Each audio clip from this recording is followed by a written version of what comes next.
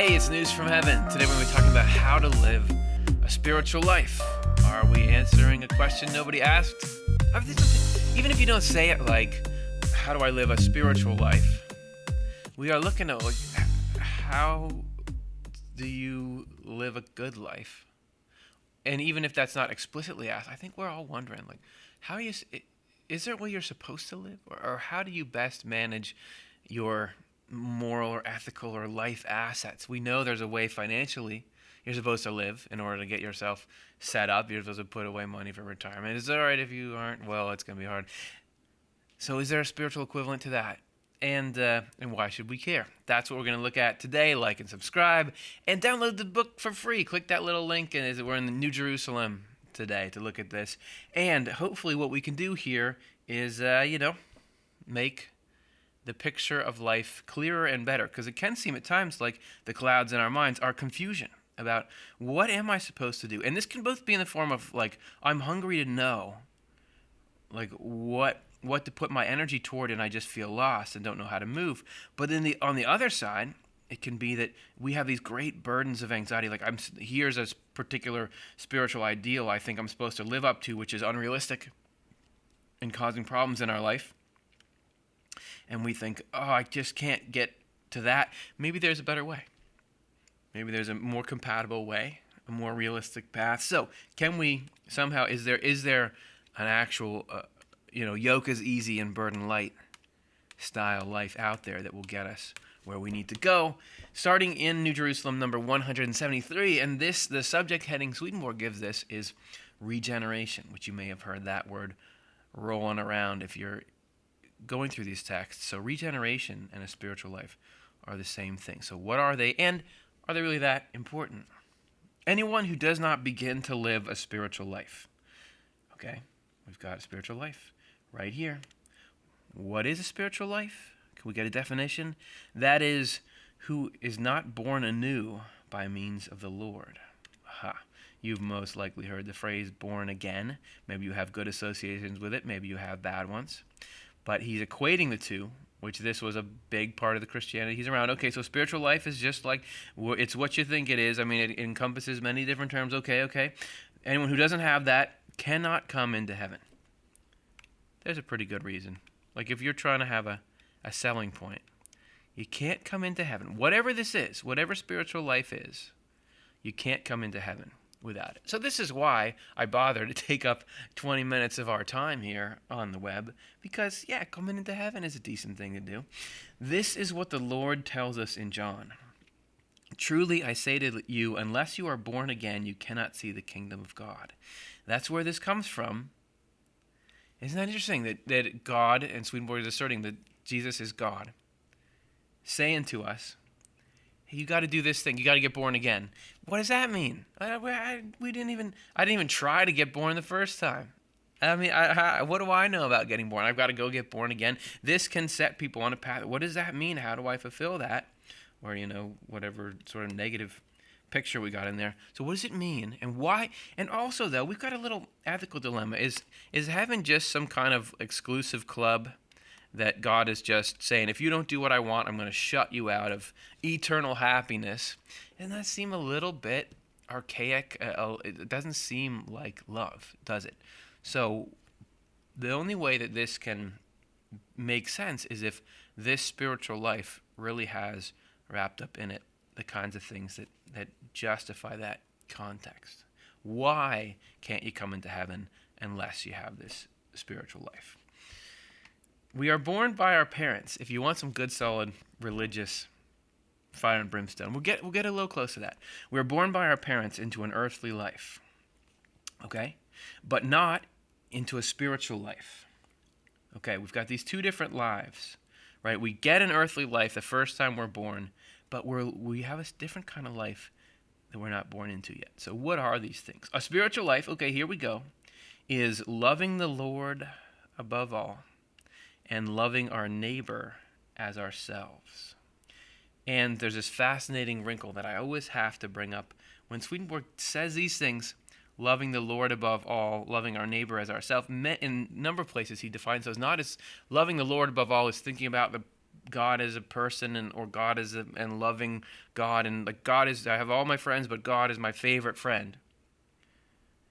It's actually loving what's good. God is love and truth. God is certainly sentient and can care about us and love us, but the way we experience God is everything that we would think is noble and good that can come through human beings. It's loving what's right and fair is somehow the same thing as loving the Lord above all. Loving the kinds of things you would think make up a spiritual life is loving the Lord. Loving the neighbor is loving the truth and the means that allow us to help others. This is a spiritual life, okay? And this is, I think, where we get some of our money's worth here. And doing so by following the precepts of faith that the Lord has taught us in the Word. So how do you do that? You do it by following the precepts of faith that the Lord has taught us in the Word.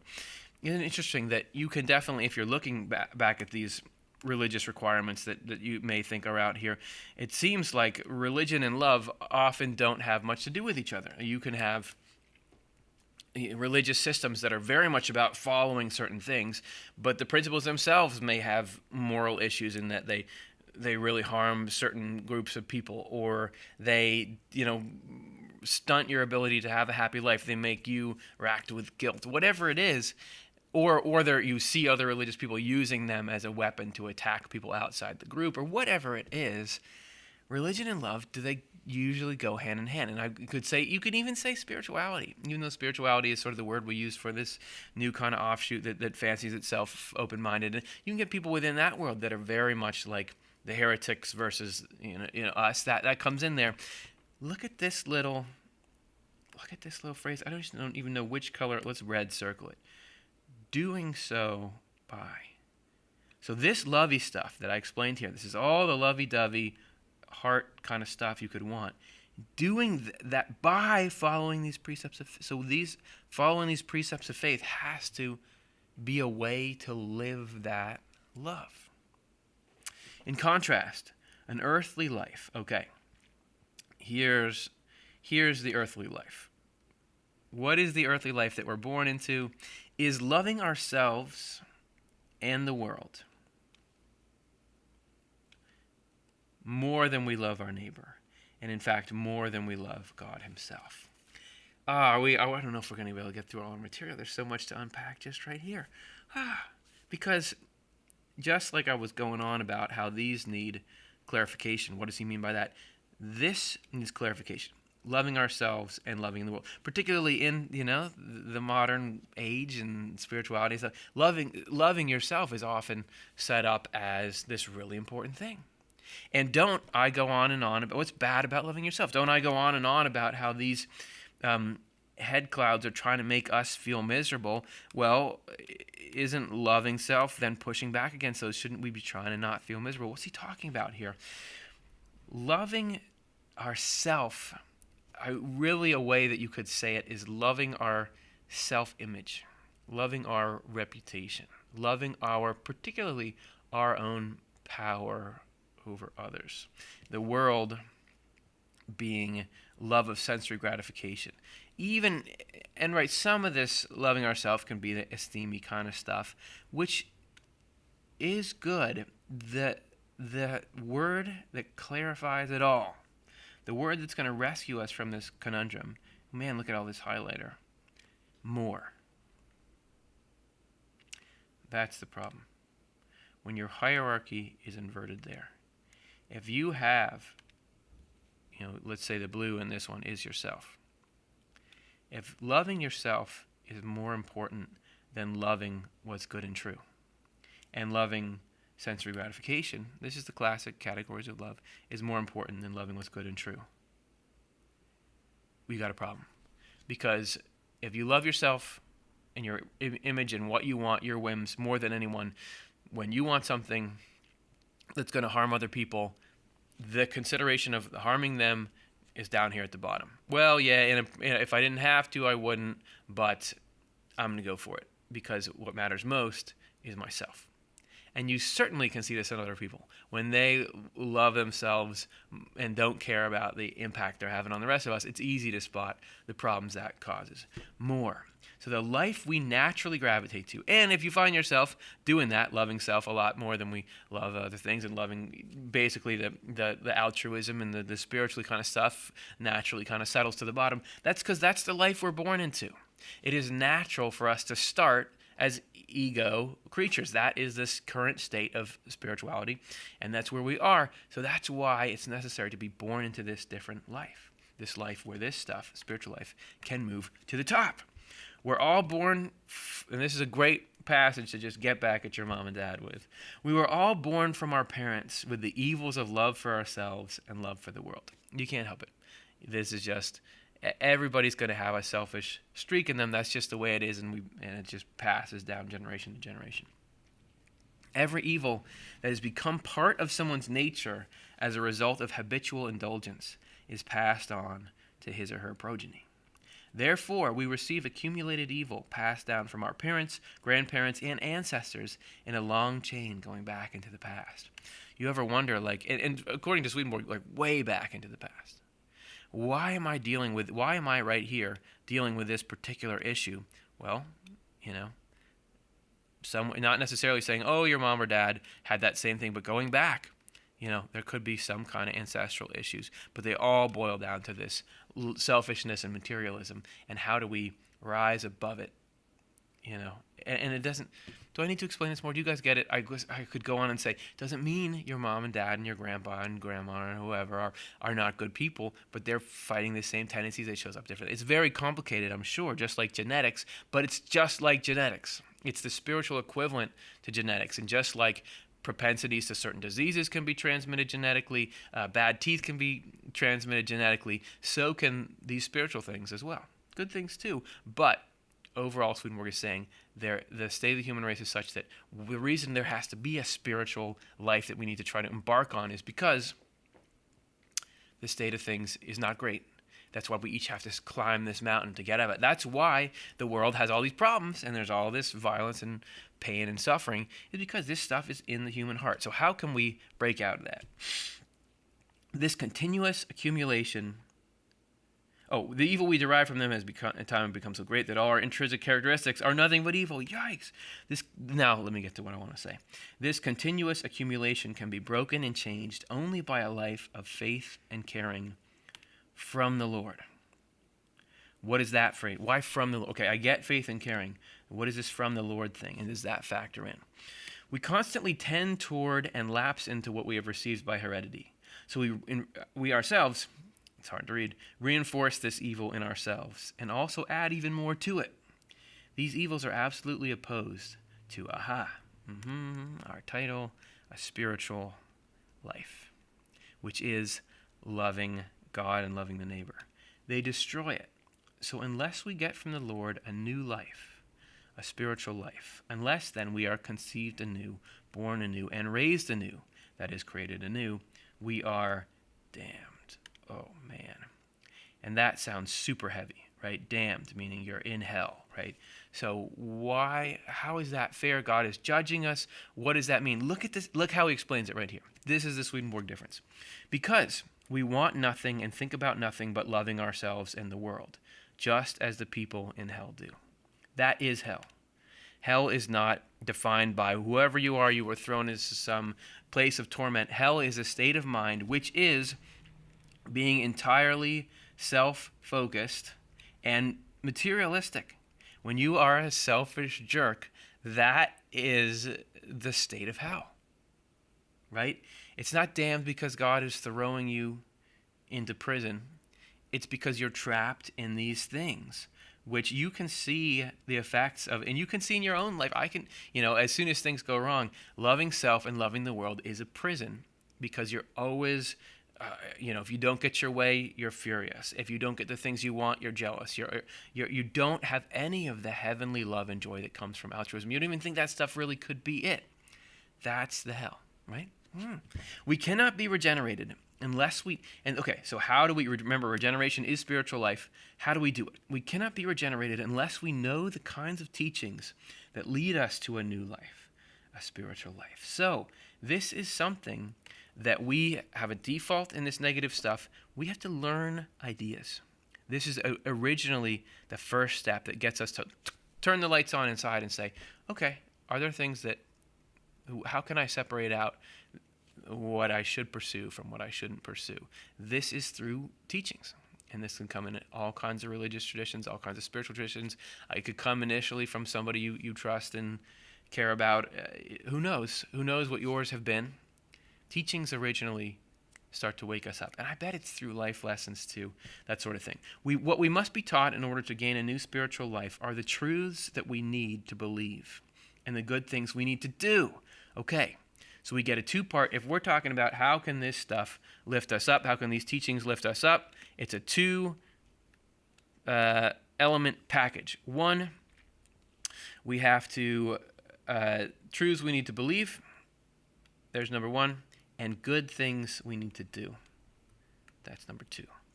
The truths that need to become part of our faith and the good actions that need to become part of our caring. This is the right things you believe. This is the good things you do. And you need both. I think initially the ideas spur us to action. Eventually it flips the other way around. Our love and action inform the way we think. There's no way any of us can know these. And this is interesting.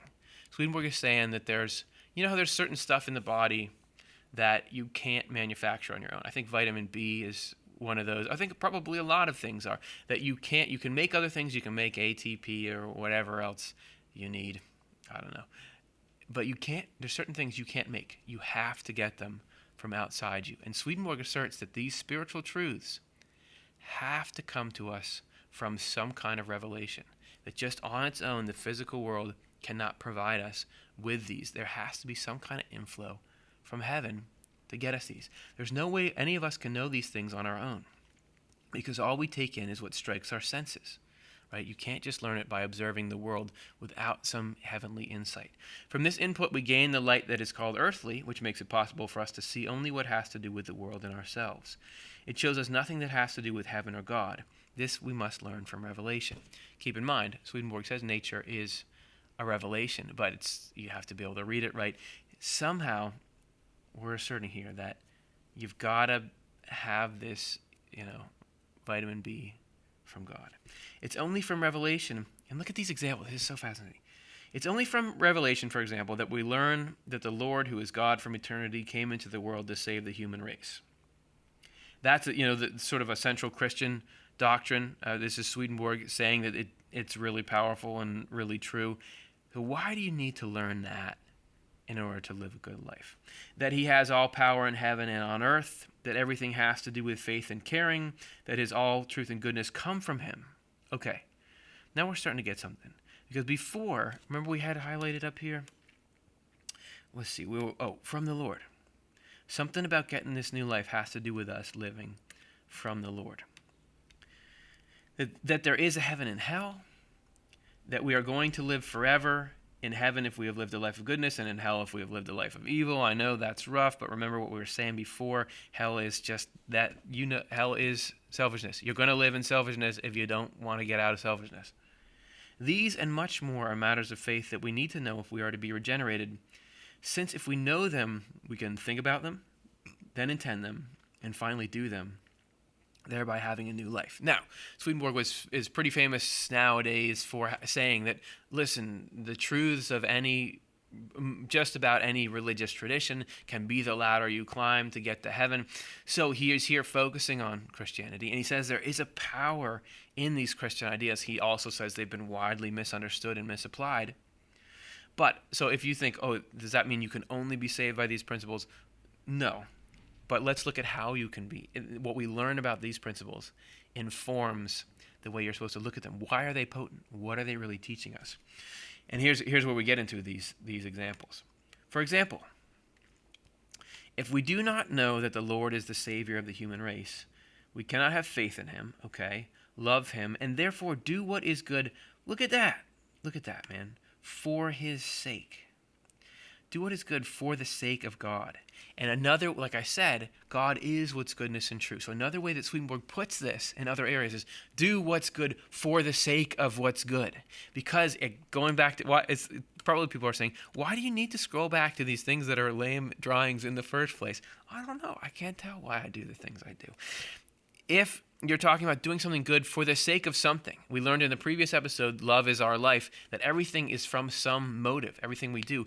If you're doing what's good for yourself, meaning I'm doing something that's good for my reputation, or I'm doing something good for the reward that I get, okay, it will do good, but it can't save you.